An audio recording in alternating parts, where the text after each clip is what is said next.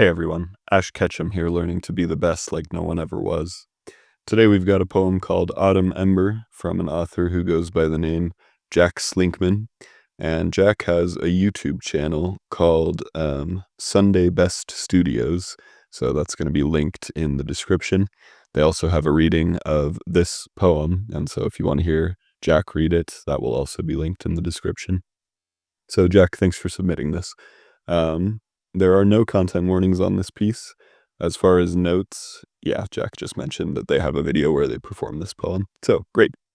Uh, yeah, on the surface, this looks like it'll be fun. But before we get into it, I'm going to read my thing. Keep in mind, I'm not a professional reviewer. I'm just some guy on the internet who likes reading and writing. The opinions expressed in this video are only opinions. My interpretation of or reaction to the work will not be the same as everyone else's, for better or for worse. I will look for the good and the bad, but no matter what I say, don't be too hard on yourself. Just keep writing. And for those in the comments, please be respectful. All right. So, let's go ahead and... Oh, wait. Sorry. One more thing. Also, I'm so sorry for any mistakes or mispronunciations of names or words. If I come across a word that I don't want to say for whatever reason, I will replace it with the word blank. Okay, so with all that in mind, let's go ahead and jump into the text. Autumn Ember. She takes to stage, tracing her day in one sad arc, orange hope, now purple abandon. The sky grips the sun with jealous attraction, no less captive is audience or actor. In truth, the tragedy of the cosmos is agonies that almost amount to more than black understanding. The fireflies come close with freckled glow and lighted breath. Her every rise and fall does flickered gold confess. They carry her pain in mason jars, and I just the same. I like to string their peach flame on twig and branch, for they understand my short beauty, how I am sick with autumn ember, how time has licked my every page. Will you remember my shade, or just that I have yellowed and frayed? I would pay the cost of old age, if you swore to stay young. Child, when you grow old, will you also grow tired of me? After all, leaves are made to leave. They sit atop quiet perch and furthest reach. If grass green, they drop from tree, and flock like bird, the cardinal leaves. I fear not winter's harvest, but only that spring would break the promise of your return. If tomorrow would rob me of my fruit, would it keep me from you? I wish not to learn. Instead, I am hid behind moss and mud and stick, preparing a nest that I pray never empties, for I could not bear to ask a question so bare, will you return when you no longer need me? Okay, cool. So on its surface, it looks like we're talking about the passage of, well, I think the passage of a day during the fall, but also the passage of the fall season itself, or maybe just the seasons in general, but also um, a child growing up, right? And eventually moving on from the need for their parents, right? So yeah, we'll explore all of that as we go through it line by line. So we'll start from the top.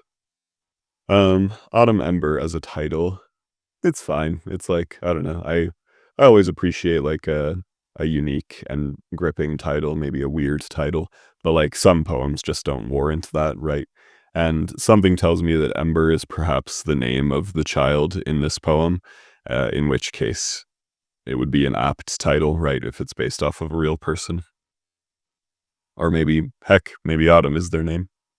That would be cute too. But yeah, I don't have a quibble with this title. Like maybe there's a version of the title that's a little more gripping, that pulls the reader in a little bit more, convinces them to read the poem, but I don't know. Like I said, not all poems call for that sort of title, so. She takes to stage, tracing her day in one sad arc. Orange hope, now purple abandon. The sky grips the sun with jealous attraction.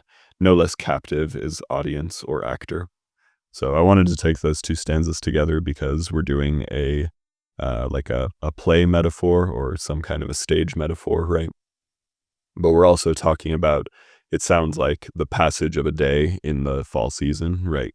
So she takes to the stage. She, I presume, here is the day, the fall day, right?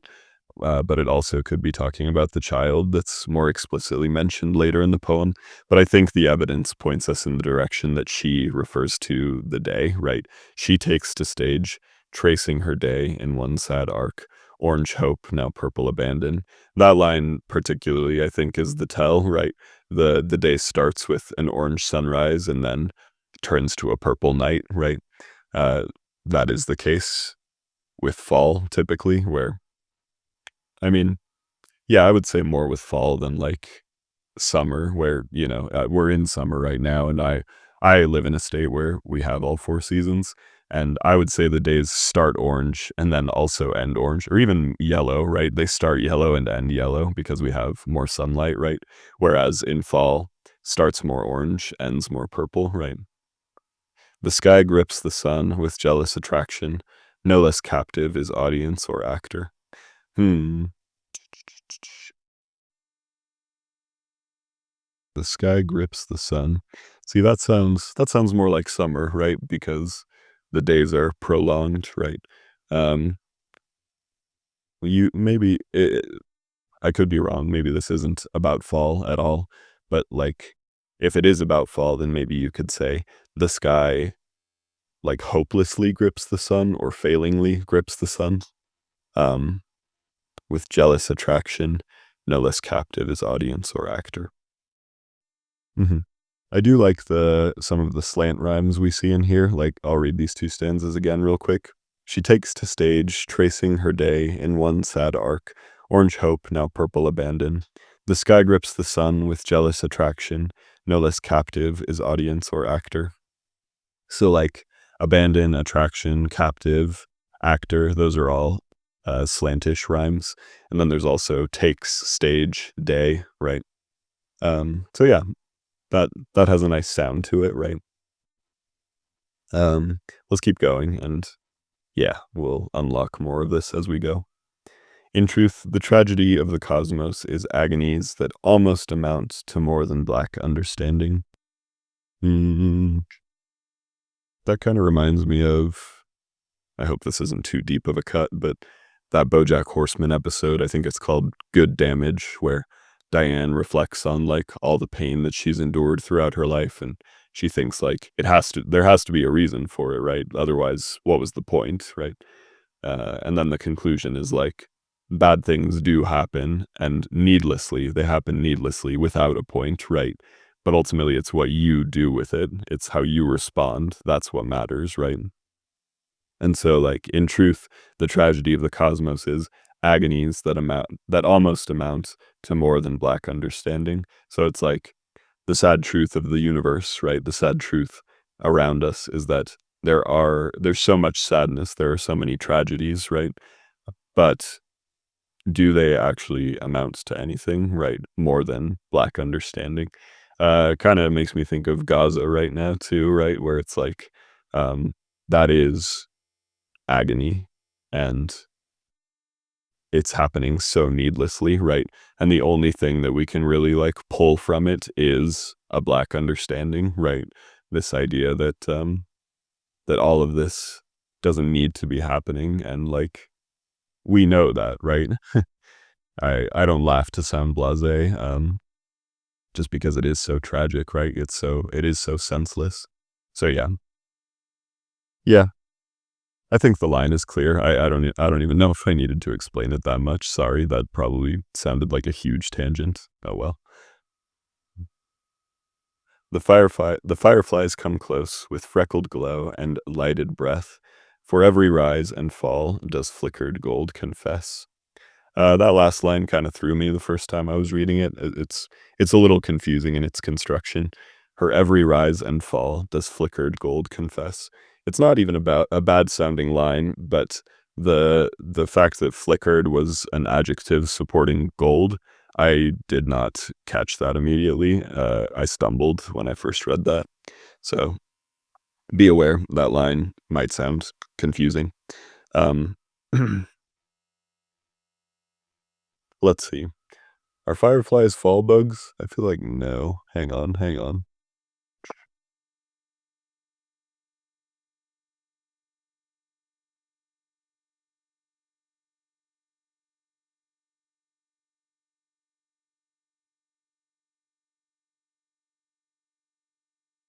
Hmm.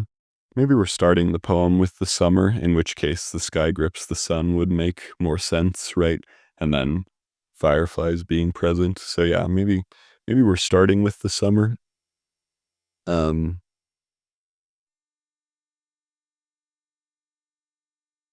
and then we're moving into autumn. I guess we'll find out as we keep going. I do want to emphasize again, though, the poem has sounded very nice all up to this point, and this has a really great sound to it. They carry her pain in mason jars, and just the same, I like to string their peach flame on twig and branch. Hmm. I'm guessing we're still talking about the fireflies here, right? Because it's kind of common to collect fireflies in a jar. Um, though I'm not sure what I like to string their peach flame on twig and branch. Not entirely sure what that means. The mason jars make sense, but like, can you tie fireflies to like sticks or something? I don't know. I genuinely don't know. I've never lived in a place with fireflies, so I am a novice when it comes to all this. For they understand my short beauty, how I am sick with autumn ember, how time has licked my every page. Hmm.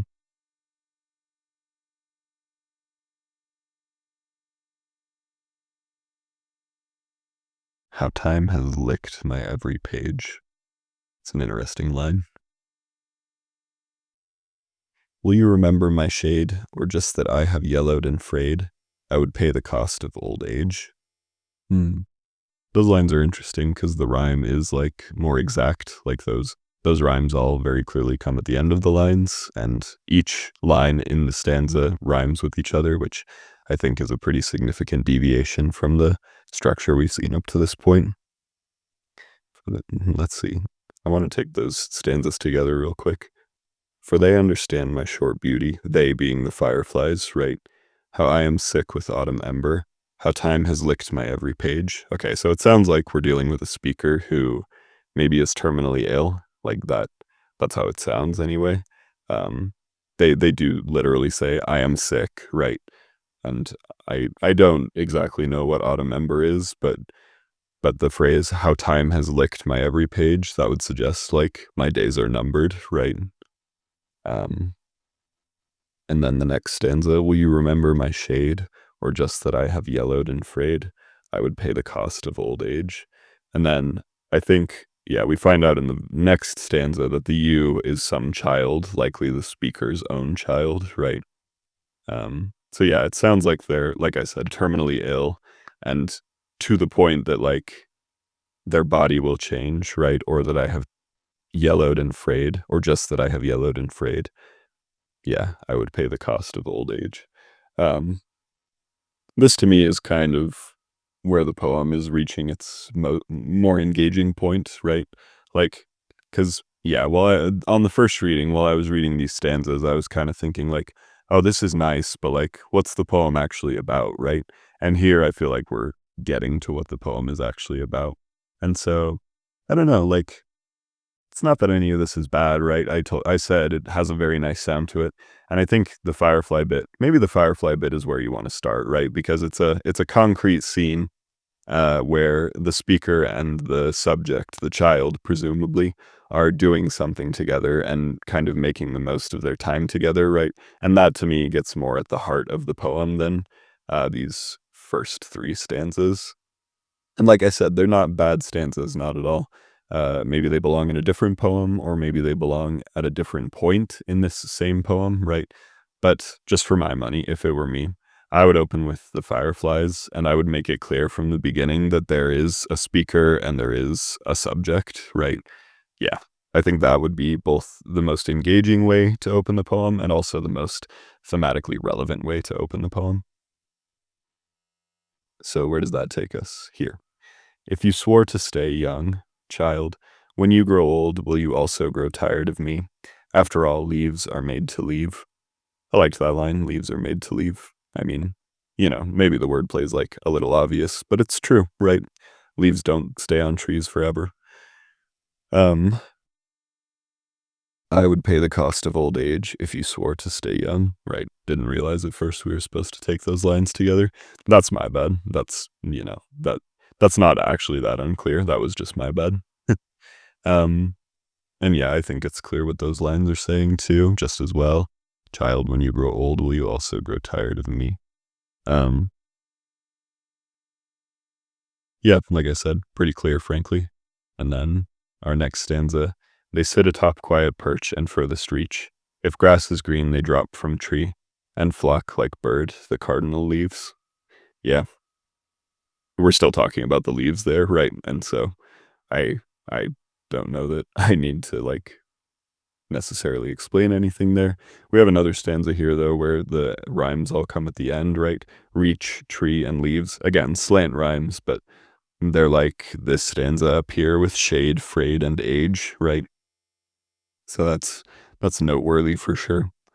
Um, yeah. I fear not winter's harvest, but only that spring would break the promise of your return. This feels kind of reminiscent of Ode to the West Wind by Percy Shelley, but yeah, maybe there's some intended allusions going on there, and even if not, it reminds me of that poem, but it's not a one-to-one, obviously. I fear not winter's harvest, but only that spring would break the promise of your return. So, so it sounds like we are in autumn, um, and the speaker's saying like it's not winter that scares me, but what scares me is that by the time winter's over, you will still be gone, right? So yeah, I take that metaphorically, of course, for like the aging of the child, right? But but yeah, like I've expressed this a little bit already, but I think part of my confusion with this poem is I'm not actually sure what season we are in as the poem is taking place, because a lot of it sounds more like summer than it does fall, right? But again, like I've never been to a place with fireflies, and really, I've only lived in, well, I guess I've lived in 3 different places throughout my life, but not always in the US where, where I think this poem is supposed to be taking place. I can't say that for certain, but I do think that is the case. Um, so yeah, it might be ignorance on my part that's making it confusing to pinpoint exactly when this poem is taking place, right? But I hope, Jack, that you can see where my confusion comes from. Yeah, I yeah. If tomorrow would rob me of my fruit, would it keep me from you? I wish not to learn. Instead, I am hid behind moss and mud and stick, preparing a nest that I pray never empties. So it sounds like maybe the speaker doesn't even have their child yet, but I don't think that's the case.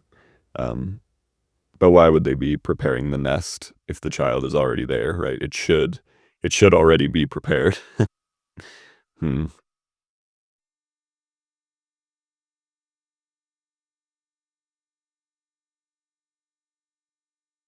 Yeah. For I could not bear to ask a question so bare, will you return when you no longer need me? So that's pretty clear, I think, right? We're explicitly talking about a child growing up. And I like that as a premise. I like the concept of this poem, and in many ways I like the execution for sure. I think my main piece of advice here would be to see if you can, and I've given this advice before and multiple times on this channel, but just as an exercise, if you had to cut like 25 to 40% of this poem, where would you make those cuts and what would remain? Right. Just do that as an exercise. And if you like the shorter version better, awesome. And if it doesn't work out, that's okay too, right? And again, like this has a great sound to it. It really, really does. But the metaphors are not always entirely clear to me. Um, and I hope it's understandable as to why that's the case. Um, yeah. So those would be my main pieces of advice. And like I said, the crux here, right, is about the speaker and the child. And that to me is where the poem is at its most engaging, is during those dissections and during those windows that we get into the speaker's relationship and, the fears that they have related to that relationship. So by no means do I think it's a bad idea to use a metaphor to describe that relationship, even a metaphor that's been done so often as the changing of seasons. There's no problem doing your own take on that, and there's a reason we keep seeing it in poetry and in literature is because it is pretty universal, right? It only makes sense. So there's nothing wrong with that, and yeah, on paper, there's nothing wrong with this poem conceptually. Um, But what is it that's going to set this poem apart from all the other poems that are about the seasons, right? That are about the changing of each year. So, yeah, I hope that commentary makes sense, and I hope I'm being clear. There's a lot of good stuff here, and so I do hope you continue with this poem. And even as is, I think it's still quite good.